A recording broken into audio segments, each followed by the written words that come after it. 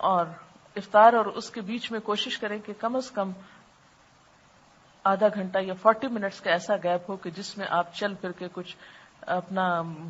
تھوڑا گھر کا سمیٹ لیں، تھوڑا چائے پی لیں، تھوڑا ریلیکس ہو کر.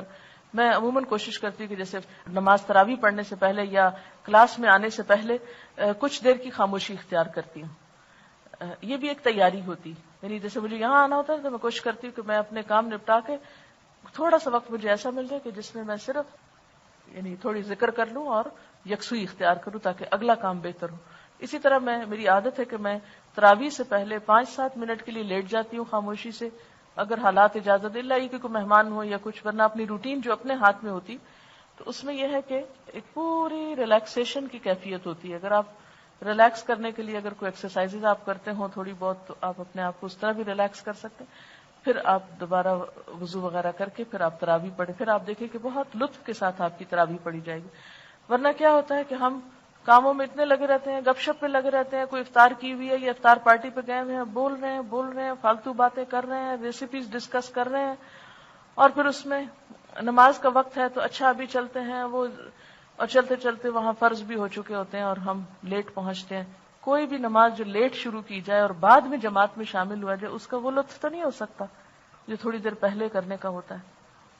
لیکن یعنی اس وقت یہ جو آپ کا کانشیس بیدار کرنا ہے نا، یہ سارا کس چیز کے گرد گھومے گا کہ آپ کی جو عبادت ہے، آپ کا جو اصل رمضان کا کام ہے وہ پرائرٹی نمبر 1 رہے، وہ نہیں متاثر ہو. یعنی مثلاً اگر آپ کو تراویح کی باجماعت کہیں اویلیبل ہے، کوئی فیسلٹی ہے کہیں پر بھی آپ کے آس پاس اور آپ کو وہاں جانا ہے، اور کوئی آپ کو، ویسے میں تو کوشش کرتی ہوں کہ رمضان میں ایک دن بھی نہ نکلوں. پچھلے سال بھی میں صرف ایک دن اپنے رشتہ داروں کے ہاں گئی تھی، ورنہ پورا رمضان میں افطار پارٹیوں کے سخت خلاف ہوں اور میں نہیں جاتی کیونکہ اس سے عبادت میں بہت خلل آتا ہے. بعض اوقات مجبوری ہو جاتی، اور پھر یہ ہے کہ جب اگر کرانی بھی ہو تو جن دنوں نماز وغیرہ نہیں پڑھنی ہوتی ان دنوں میں انہیں لوگوں کو انوائٹ کیا جا سکتا تاکہ آپ کی عبادت پہ خلل نہ پڑے. اب آپ دیکھیں کہ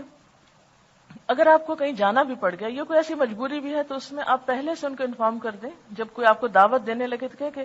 اچھا اتنے بجے تک ہم فارغ ہو جائیں گے کیونکہ تراویح کے لیے جانا ہوتا ہے. یعنی پہلے سے دوسرے کو مینٹلی پریپیئر کر دیں کہ ہم اتنے بجے چھوڑ دیں گے آپ کو، تاکہ وہ پھر مائنڈ نہ کریں اینڈ ٹائم پر. ورنہ تو کیا ہوتا ہے، افطار آ رہی ہے، پھر کھانا آ رہا ہے، پھر چائے آ رہی ہے، پھر پان آ رہا ہے، پھر سونف آ رہا ہے، پھر پتہ نہیں کیا، اور سلسلہ کہیں ختم ہی نہیں ہو رہا. اس سے پھر آپ بھگدڑ میں جلدی جلدی تراویح پڑھ رہے ہیں تو اس تراویح کا جس میں نہ کوئی خشوع ہو، نہ ہی کوئی لطف ہو، نہ اور آپ تھکے ہوئے ہوں یا آپ سو رہے ہوں یا آپ بیٹھ کے پڑھ رہے ہوں، ان چیزوں سے پرہیز کیجیے. یعنی آپ کی پرائرٹی نمبر 1 کیا ہے کہ یہ جو نیکیوں کا موسم بہار آیا ہے اس میں زیادہ سے زیادہ میں نے استفادہ کرنا ہے، یہ آپ کے ذہن میں ہو. اور اس پر یعنی خصوصی طور پر اپنے جو ہیں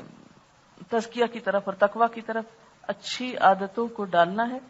اس کی پلاننگ کر لیں. رمضان میں ان کو کرنے کی کوشش کریں، رمضان کے اینڈ میں ایویلویشن کریں کہ واقعی وہ چیزیں آئی ہیں آپ کے اندر یا نہیں.